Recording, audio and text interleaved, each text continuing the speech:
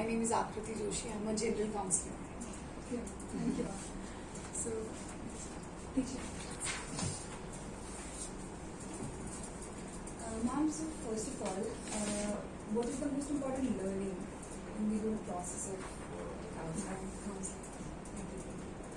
There is no learning as such, but we try to change the conditioned patterns that almost all the couples have here, because we are here handling marital disputes, and the child counsel, we are basically handling marital disputes, so there are couples involved. Okay? So there are both parties involved. They have emotions, right? And there is complexity, they don't know how to behave or react, and they have some conditioned patterns. So what we try to do is that we try to break their fixations and ego issues and their aggression problems. So there is anger management. There is a lot of things that you can, mold with counseling. I would not even rather use the word mold. You can, develop some new skills or acquire new skills so that you can function better in your life and make better decisions. So there is no learning as such. There can be learning, but the basic thing is that conditioned patterns को हम लोग better कर देते हैं. I'm like, as in a lawyer, did you agree with me? We are not lawyers. That we get it, but you started this initially because you were once a lawyer, I said. No, actually, we are basically from the psychology background. We are psychologists. So this initiative has been taken specifically to deal with the matrimonial issues, right? So this is a counseling center has been established under a project. So 2 general counselors and 1 child counselor. This is a very good initiative has been taken by the High Court. What happened when we are dealing with the matrimonial disputes? So basically, instead of crime, there is basically emotion. We are dealing with emotions there, as already ma'am has introduced. क्योंकि जब आप झगड़ा करते हैं, specifically husband and wife, तो क्या होता है, इसने मेरे साथ ऐसा किया, मुझे हर्ट किया, मेरी एक्सपेक्टेशंस की पूरी नहीं करी, राइट? तो there is no such a crime, और यू कैन से किसी के साथ इनजस्टिस हुआ होता है. हर when you are living as a couple, तो definitely कई बार किसी की कुछ expectation दूसरे couple से होता है. Even when we are living in a family, you have certain expectation from your parents, you have certain expectation from your siblings. So जब वो expectations पूरी नहीं होती, तो उसका रिएक्शन कैसे होता है? समटाइम्स वी रिएक्ट, हम अब्जॉर्ब कर लेते हैं इमोशंस को, कुछ रिएक्ट करके बाहर निकाल देते हैं. तो they are not dealing with their emotions properly. और ये ऐसा भी हो सकता है कि it was a ongoing process, कि कॉन्फ्लिक्ट्स थे थोड़े और वो पेंट अप इमोशंस इतनी हो गई कि एक टाइम पे ब्लास्ट हो गई, and that's why it resulted in a very big conflict. कुछ भी मे बी वायलेंस हो सकता है, कुछ भी हो सकता है उस टाइम पे, मे बी जस्ट आर्ग्यूमेंट्स भी हो सकती है, वर्बल आर्ग्यूमेंट्स भी हो सकती है. So most of the cases, कई बार इश्यूज इतने बड़े नहीं होते. कई बार जैसे स्पेसिफिकली इन द मैट्रिमोनियल क्या चीजें होती हैं, फैमिली इंटरफेरेंस रहता है, उनका कल्चरल बैकग्राउंड अलग अलग होता है. फॉर एग्जाम्पल, एक लड़की आई है दूसरे घर में शादी करके, उसकी कुछ एक्सपेक्टेशंस है फैमिली से, ठीक है. डेफिनेटली एक लड़की जब शादी करके आती है दूसरे घर में, उसके ऊपर ज्यादा प्रेशर होता है, because you have a different environment है, जो उसके घर से बिल्कुल अलग था. पहले अलग, मे बी पहले 8 बजे उठती थी, अब 6 बजे उठना पड़ रहा है, ठीक है. मम्मी पापा ने पहले कोई रिस्ट्रिक्शंस नहीं डाली, अब जो उनके mother in law father in law बोल रहे हैं कि बेटा ऐसे मत करो, वैसे करो. मे भी हो सकता है प्यार से बोल रहे हैं, थोड़ी देर बाद मे भी हो सकता है वो पहले तो ऑब्जॉर्व करेगी इमोशंस को, फिर धीरे धीरे रिएक्शन मोड में आएगा, और फिर कई बार रिएक्शन इतना ज्यादा ब्लास्ट की तरह हो जाता है कि फिर कॉन्फ्लिक्ट या झगड़े ये सब चीजें शुरू हो जाती हैं. तो कई बार लोग ऐसे मूवमेंट में लोग डिसीजन नहीं ले पाते व्हाट टू डू, और उनको समझ नहीं आता कि कोई ऐसा पर्सन इंटरवीन करे हमारे बीच में जो उसको, क्योंकि जब हम कॉन्फ्लिक्ट में होता है ना, हम ये नहीं सोचते, इंट्रोस्पेक्ट नहीं करते हमारी गलती है. वी ऑलवेज से कि तूने ऐसा किया, तूने ये किया, तूने वो किया, मतलब सिर्फ एलिगेशंस पे आ जाते हैं. तो basically our objective is to give them a perspective कि देखो ये वाला सिनेरियो है जनरल, आपकी यहाँ पे हो सकता है कि जस्ट अ रियलाइजेशन मोड में उनको लाना कि ये गलतियां हुई हैं, अब आप देखो क्या कोई सॉल्यूशन निकल सकता है. We are just guiding them to take the decision. Don't go to courts as a big issue. Yes, because it's a very minor issue. अगर हम बैठ के बातों को सुलझा सकते हैं तो उसको हम आराम से कर सकते हैं. बेसिकली वी आर इंट्रोड्यूसिंग कि आप डिसीजन कैसे लो. कई बार हम उस मोमेंट में होते हैं, मोमेंटरी डिसीजन लेते हैं. We are not taking decision कि आगे फ्यूचर को ध्यान में रख के डिसीजन नहीं लेते हैं, वो मोमेंटरी डिसीजन लेते हैं. इसलिए मुझे मारा, रिएक्शन हुआ, कॉल कर दिया 100 पे, अब समझ नहीं आ रहा माइंड ऑफ कैसे करना है.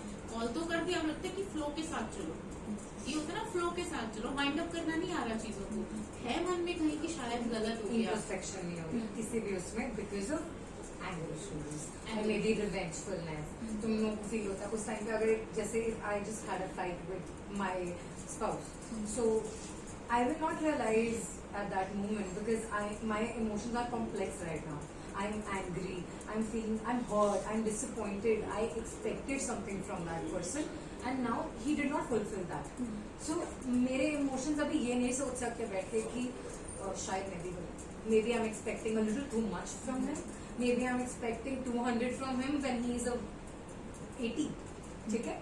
सो उस चीज में उस दौरान तुम्हें कुछ समझ नहीं आ रहा होता. सो काउंसलिंग बेसिकली क्या हेल्प करती है, if you want to talk about learning, तुम्हें इंट्रोस्पेक्ट करने के लिए, तुम अपने जो कंडीशन पैटर्न्स हैं उनको ब्रेक करने के लिए, ताकि तुम एनालिसिस कर सको अपने इमोशंस का, उनको कॉम्प्लेक्स से थोड़े सिंपल बना सको. That yes you can feel angry, but मैंने लेवल 10 फील एंग्री किया, क्या यह सिचुएशन इतना था उस सिचुएशन में that I had to, maybe it was not worth it, maybe level 2 could be fine.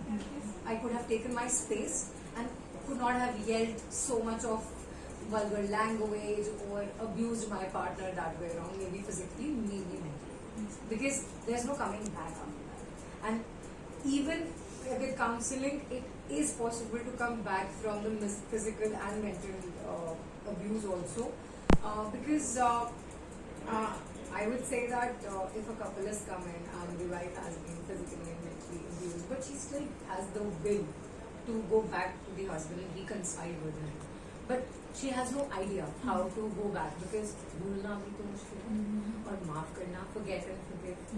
तो counseling से हम forget और forgiveness भी सीखते हैं. Forgiveness is not just about forgiving the person. Just because पहले वो सॉरी बोलेगा फिर मैं forgive करूंगी. Forgiveness is basically, this is a part of positive psychology. So it is about मैं अंदर से खुद forgive कर रही हूँ because I am a forgiving person. It is not about that सामने वाला person पहले आके मुझे सॉरी बोलेगा. Usually, in usual 98% of the cases, people will not realize without counseling. So this initiative has been taken. I think factual knowledge is everywhere available. Like you are talking about your book, you know, you try to decode. जितना मर्जी decode कर लो करोगे तो facts के बारे में बात ना, तुम सिर्फ उसको एक simpler form में लिख दोगे. हम उनको ये बता रहे हैं there are 6 alternatives that you could choose at that moment की बात यहाँ तक बढ़ती है और उनको उस टाइम से इंट्रोस्पेक्ट करने को मौका मिलता है. एंड काउंसलिंग में एक चीज और भी है that we do not tell them or take the authority to decide for them.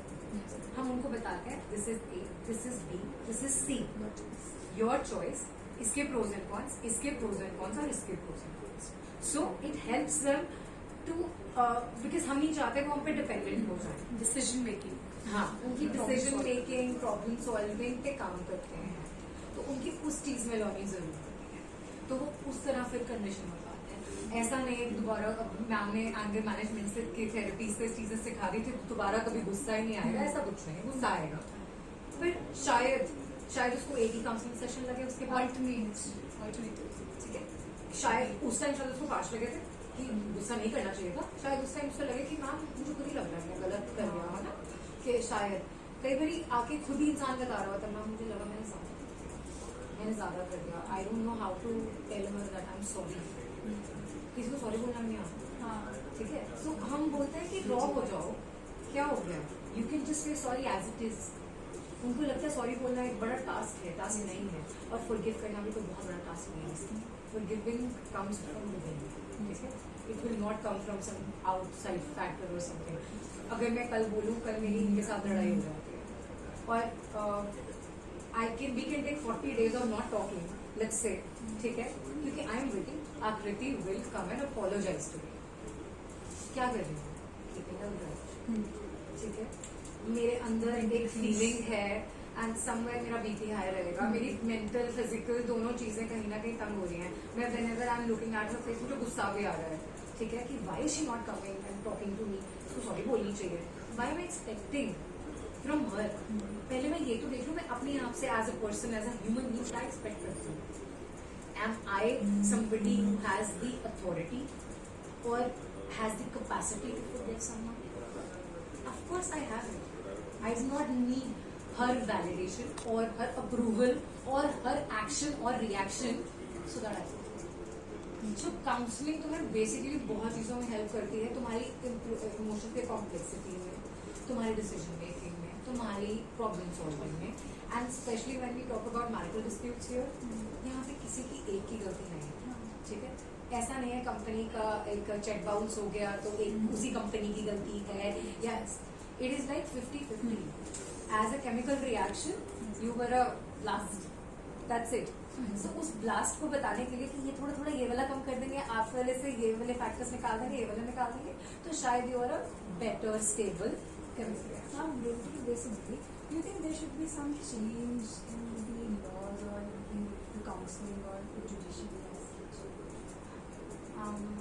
There might be some loopholes because in different laws there are some kind of loopholes. Is there something you find difficult in counseling also? See, as far as we Technically. know about law, अभी तक जितना भी knowledge we have gained and अभी उतना experience है, all we feel is that constitution is inclined towards women because of the fact that अभी जो generations में चलता आ रहा है और अभी जो decades में पीछे होता आ रहा है वही वैसे ही अभी होगा. But I feel that there is still a little, अगर हम बोल रहे हैं we are trying to bring women equal, we are still biased towards, law is biased towards the women. Yes. Which is आजकल मानो ना मानो maybe 60 or 40% of the cases are a little like that they are taken. Of course, if I know सड़क पे 20 लाख रुपए पड़े हैं, मैं उठाऊंगी उनको, क्यों नहीं उठाऊंगी, ठीक है ना? If I have that knowledge, I will. So I will not say it's wrong, but yes, with time it will change because वो generation के साथ होगा, and जब थोड़े एक ऐसे I would say this in a way that जब एक attitude change आएगा, अब जैसे everybody will observe that women are taking advantage of, ठीक है? धीरे धीरे धीरे धीरे पता लगेगा, तो वो चीजें बदल जाएंगी, ठीक है? जैसे अभी सारे culprit men को बना देते हैं, ठीक है? We are not feminist here. Nobody is going to be like that because as counselors also and having psychology background has always taught us that individual is an individual. There is no gender difference, and and there is a difference between mediation and counseling also. हमें बाइस होना आते हैं, Yes. हम बड़े ही equally, हमारी आगे बहुत equally. Even if you tell me, even if the guy tells me कि मैंने मारा, मैंने नहीं मारा, या मैंने ये उसको गलत बोला, मैंने कुछ भी कहा, उसमें डर नहीं, हम इनमें से कोई डर नहीं, ठीक है? और उसको ये चीज समझने में बहुत टाइम लगता है. Now, how do you keep this like unbiased? Because it's very difficult when We have been studying psychology I guess since 7-8 years. I don't think हमें याद है biased होके देखना, हमें याद है. और हमारा जज, अगर हम जज भी करते हैं ना, हम जज पता किस चीज के लिए करते हैं कि हम इनको हेल्प कैसे कर पाएंगे. हम जज कर रहे हैं उसके बिहेवियर को इन अ वे कि कल इसके साथ और कौन सी टेक्निक या थेरेपी लग सकती है, so that it can help him in his future, so that he can make his decisions and solve his problems in a better way. Yes, ma'am. Now, the last question is, how do you want to see counseling in the future? Like, what do you want the counselors, the future budding counselors, to be like? Do you want them to be unbiased like you, or do you want like something like some characteristics? Unbiased होना, confidentiality रखना, this is the basic ethics of the counseling. Ethics. This is the basic ethics. We can't go beyond that. Every counselor has to maintain. Otherwise, there is no use of counseling. Counseling का मतलब ही है कि without bias होके, without being judgmental, you need to help them. It's not guide them. You are helping them to guide and to take the decision. Because एक complex चीज है, उलझी हुई चीज है. We just help them to simplify it so that उनको समझने में आसानी हो और अपना decision proper ले सके. That's it. आपने कभी इंस्टाग्राम पे पिक्चर देखी है where this person is sitting and उसके माइंड में there is this whole bunch of wires, Yes, ma'am. right? And वो जब काउंटर से बात कर रहा है तो सारा ऐसे simplified है. Yes. So basically अगर आप जैसे मैं बता रही हूँ जो आपका फर्स्ट क्वेश्चन है उसमें आप क्या कर सकते हो, उसमें आप ये लिख सकते हो that इंट्रोस्पेक्शन सीख जाते हैं, अपनी प्रॉब्लम सॉल्विंग टेक्निक सीख जाते हैं और वो अपने अकॉर्डिंगली बनाते हैं. क्योंकि of course every person is a different person. The way you are going to deal with problems, same way मैं नहीं कर पाऊंगी. और मैं बहुत journalized way में बताऊंगी आपको. पर जब मैं सिर्फ बता रही हूँ A, B, C, तो आपको पता है मेरे लिए C अच्छा है, B अच्छा है, A अच्छा है. What will affect me mentally or physically? So learning part में वो सब चीजें आ सकती हैं कि आप एनालिसिस सीखते हो, कॉम्प्लेक्सिटी से सिंपलिसिटी में आते हो, तुम अपने इमोशंस को बहुत ही काम करना सीखते हो. ठीक है. If a person, especially if a person is willingly coming to us that he has some anger management issues, उसके साथ तो हमारा इलाज बहुत इजी है. ठीक है. जहाँ पे डायग्नोसिस उसे खुद ले आया या हमने कर लिया, बट हमने कर लिया, उसका एक्सेप्ट करना भी तो एक चीज है. एक्सेप्टेंस सीखते हैं बहुत. See there are an number of things. You can not just ask me learning क्या होती है. Yes. There is a lot of things. Even if you go Google it, you might, आप जब गूगल करोगे ना आपको 6 पॉइंट्स दिख जाएंगे. ठीक है. Then you will be able to relate to the examples we have given you. ठीक है. वो आपको समझ आ जाएगा. So it will be easy for you to right.